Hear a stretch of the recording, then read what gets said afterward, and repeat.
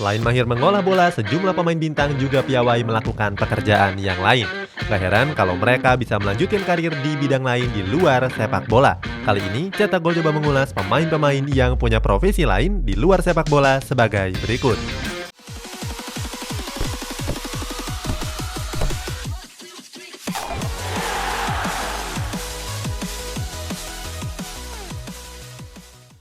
Tim Wies. Untuk mengawali ulasan ini ada mantan penjaga gawang Bayer Leverkusen yakni Tim Wies. Gak banyak yang menyangka kalau Wies melanjutkan karirnya sebagai pegulat profesional. Ketika aktif sebagai pemain bola, Wies banyak menghabiskan karirnya membela klub-klub di Liga Jerman. Pemain kelahiran Bergis Gladbach ini bahkan pernah membela timnas Jerman. Wies bahkan dikenal sebagai salah satu penjaga gawang terbaik di negaranya. Mantan pemain Bayer Leverkusen ini mengawali debutnya bersama timnas Jerman pada tahun 2008 yang lalu. Saat itu, Wies memainkan laga persahabatan melawan timnas Inggris. Dia masuk pada babak kedua menggantikan Ren Adler. Sayang, pada laga debut tersebut, Jerman harus kalah 1-2 dari timnas Inggris. Usai menjalani karir sepak bolanya, Wies memutuskan untuk gantung sarung tangan pada tahun 2013-2014. Usai menjalani karir sepak bolanya, Wies memutuskan untuk gantung sarung tangan pada musim 2013-2014. Saat itu, Wies pensiun di umur 32 tahun. Uniknya, setelah beberapa bulan memutuskan untuk pensiun, Wies tampil kembali mengejutkan publik sepak bola. Dia melanjutkan karirnya sebagai atlet pegulat profesional. Berat badan Wies juga meningkat secara drastis. Sebelumnya, ketika masih aktif bersepak bola, beratnya berkisar 90 kg. Sementara setelah menjadi pegulat, beratnya jadi 132 kg. Ternyata selama jeda 2 tahun, Wies berlatih dan membentuk massa ototnya. Dia juga mengurus lisensinya di WWE. WWE sendiri adalah program hiburan gulat yang salah satunya adalah SmackDown. Pada bulan November 2016 yang lalu, Wies tampil berlaga dalam acara WWE di kota Munchen. Hebatnya, Wies langsung bergabung dengan pegulat-pegulat WWE senior seperti Sheamus dan Cesaro. Papis Cisse. Berikutnya ada mantan penyerang Newcastle United yakni Papis Cisse. Pemain bernama lengkap Papis Demba Cisse ini memulai karirnya di klub Senegal yakni Generation Foot. Sebelum membela Newcastle, Cisse banyak menghabiskan karirnya membela klub Prancis. Sementara bersama Newcastle, Cisse sudah mengemas 44 gol di berbagai kompetisi. Sebelum terjun ke dunia sepak bola, nggak banyak yang menyangka kalau Papis Cisse pernah jadi supir ambulans. Saat itu, Cisse bertugas sebagai supir ambulans di kota kelahirannya, Sehidu. Saat itu, Cisse nggak punya cukup biaya untuk melanjutkan pendidikannya.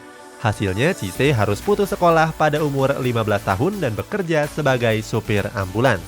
Walaupun hidup sulit, Cisse punya hati yang besar. Dia melakukan kegiatan amal dengan menyediakan layanan kesehatan gratis bagi warga kurang mampu di kampung halamannya. Gak cuma itu, Cisse juga selalu memberi gajinya kepada sang ibu untuk memenuhi kebutuhannya sehari-hari. Beruntung, Cisse berhasil memperbaiki hidupnya dan jadi pemain top di Liga Prancis. Nigel de Jong. Selanjutnya ada gelandang bertahan yang kini memperkuat klub Qatar Al Shahiniya yakni Nigel de Jong.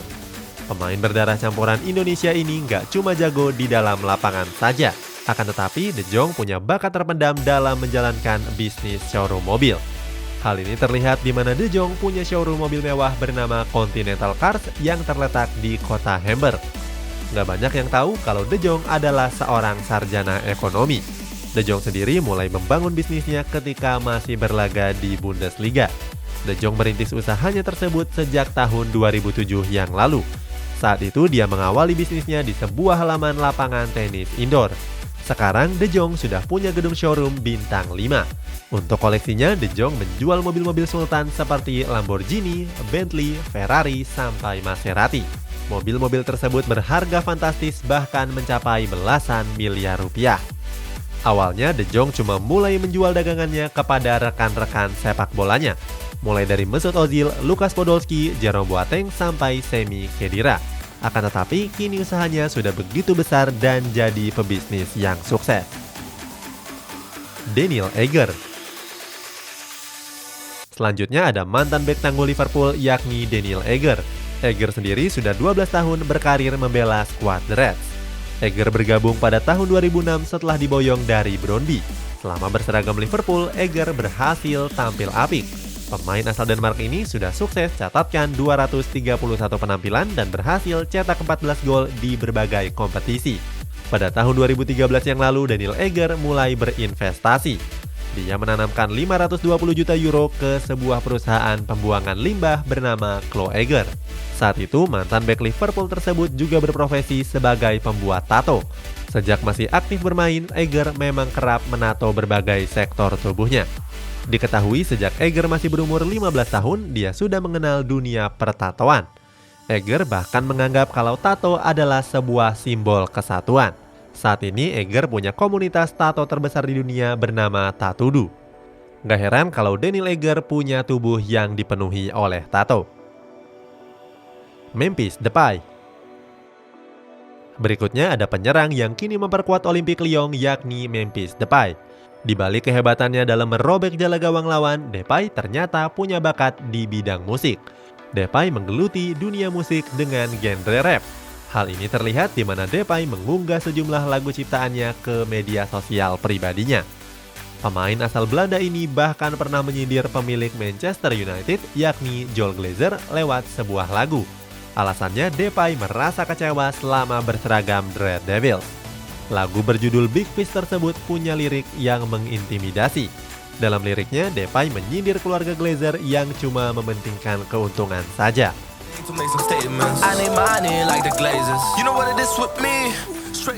Walaupun sempat menjalani musim yang suram di Old Trafford, kini Depay sudah kembali bersinar bersama Olympique Lyon.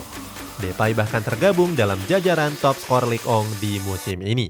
Atas penampilan memukaunya tersebut, Depay jadi pemain incaran sejumlah klub-klub besar Eropa.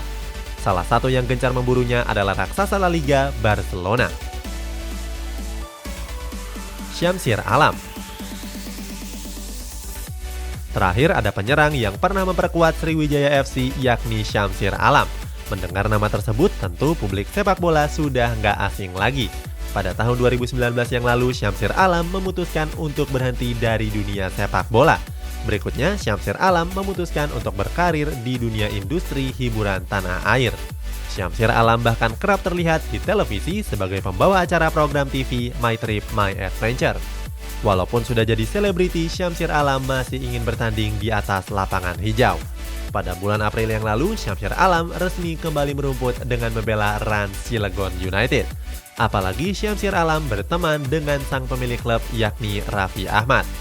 Nantinya Syamsir Alam bakal kembali dimainkan sebagai pemain utama Rans Cilegon FC. Syamsir Alam juga muncul pada acara launching skuad mereka. Itulah sejumlah pemain sepak bola yang punya profesi unik di luar lapangan. Mana yang paling mengejutkan menurutmu? Coba tulis pendapatmu di kolom komentar di bawah ini.